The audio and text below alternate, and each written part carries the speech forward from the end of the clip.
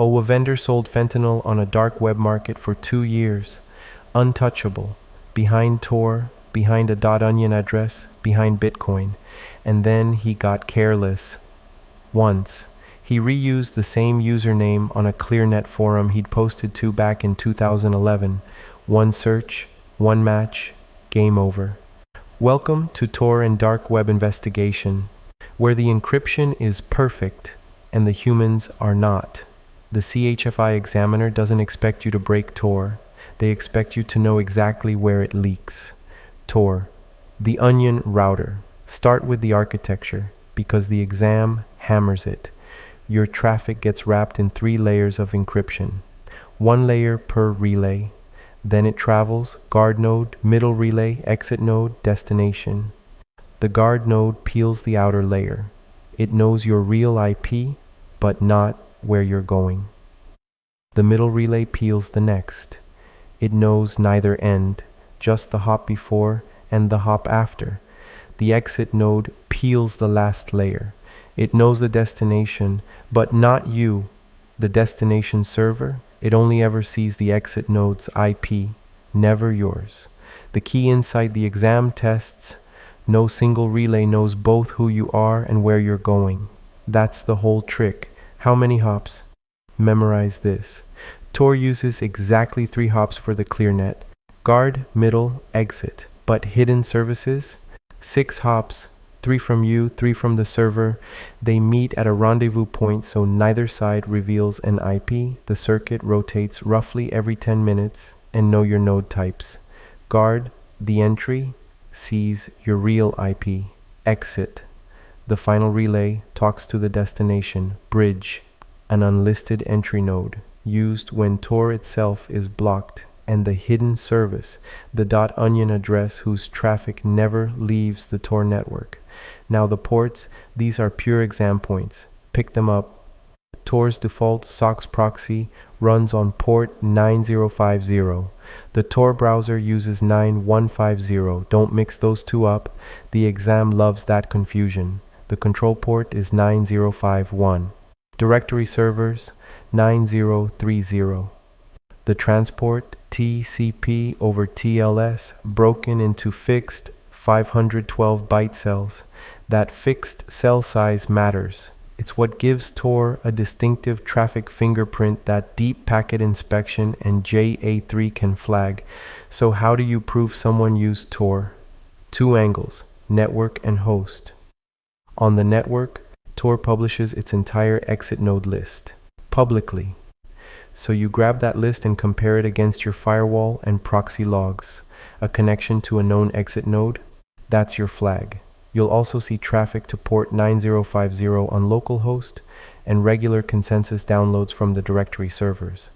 On the host, Tor Browser is portable, no installation, so don't waste time in program files. Look on the desktop, on USB drives, in temp folders, find tor.exe running, find netstat showing a connection to 127.0.0.1:9050. Find the Tor RC config file. It reveals bridges and custom settings. Here's the painful part. Tor Browser is built to leave nothing behind. Private browsing is permanently on. History, cleared on exit. Cookies, cleared on exit. Cache, limited and wiped. It blocks canvas fingerprinting, kills WebGL, blocks unique fonts. So when you do find a profile, places.sqlite, cookies.sqlite inside the Tor browser data folder, assume it's only the current session, unless the user changed the defaults. So where do the real artifacts live? Unallocated space, carved for SQLite files. They share Firefox's format and run strings against the disk image, hunting for .onion URLs and the word Tor browser. The deleted session is still on the platter, go get it. The .onion addresses themselves. 2 versions, know the lengths cold. Version 2, deprecated, 16 characters. Version 3, current, 56 characters. Both base 32. Neither resolves through normal DNS. They only exist inside Tor. Dark web markets sit behind these. illegal listings, reputation systems, PGP, encrypted messages, escrow, and crypto-only payment, Bitcoin or Monero. So how do investigators actually crack these? Server seizures, law enforcement infiltration, vendor fingerprinting through writing style, stylometry. And the single biggest one, operational security failures, because the network is bulletproof. The operator usually isn't. Follow the money. Bitcoin is not anonymous, it's pseudonymous. Every transaction sits on a public, immutable ledger forever. The technique the exam wants, the common input ownership heuristic. Multiple inputs spent in one transaction, almost always the same wallet. That's how you cluster addresses to a single entity. Then you watch for a big receiving address, likely an exchange. Subpoena that exchange for its KYC records, know your customer, and the pseudonym snaps to a real name. The tools, Chainalysis and CipherTrace, are the law enforcement heavyweights. Now Monero is a different animal. Ring signatures hide the sender, stealth addresses hide the recipient. Ring CT hides the amount. The blockchain is encrypted, effectively untraceable. So with Monero, you stop chasing the chain and chase the edges, the fiat on-ramps and off-ramps. The exchanges, always the exchanges. This is how cases actually get solved. Not by breaking Tor, by catching human mistakes.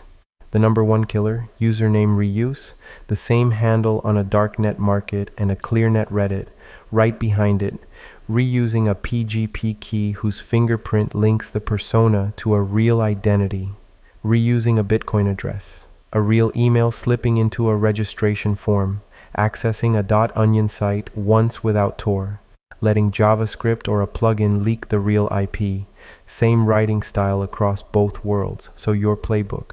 Search the clearnet for every darknet username, cross-reference PGP fingerprints against the key servers, comb posts for time zone hints and name slips.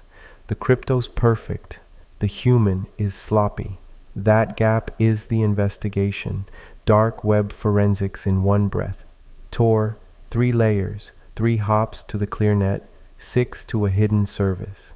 Guard knows you, exit knows the destination, neither knows both. Ports 9050 for Tor, 9150 for the browser. Tor Browser is portable and self-wiping. Hunt unallocated space and carve SQ light. .onion, 16 characters for version 2, 56 for version 3. Bitcoin is public. Cluster with common input ownership, then subpoena the exchange for KYC.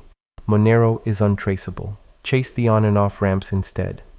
And OPSEC failures, username reuse above all, are what actually catch people. Domain 11, done. Next up, Domain 12, Cloud Forensics, where the evidence doesn't live on a disk you can seize. It lives on someone else's server. 8 objectives left. The home stretch starts now.